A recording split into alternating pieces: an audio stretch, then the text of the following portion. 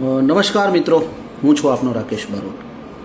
આપ સૌને જણાવતા ખૂબ આનંદ થાય છે કે 19 જૂન એ રામદેવ પીર મહારાજના ભક્તો માટે એક ઉત્સવ સમાન બની રહેશે।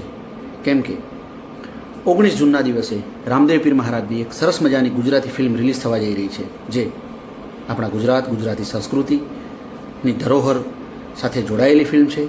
સહપરિવાર સાથે જોઈ શકાય એવી ફિલ્મ છે।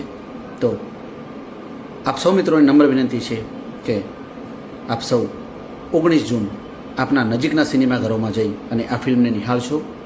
The state of Rama. જય રામદેવ પીર। નમસ્કાર દર્શક મિત્રો, વિડીયોમાં તમારું હાર્દિક સ્વાગત છે।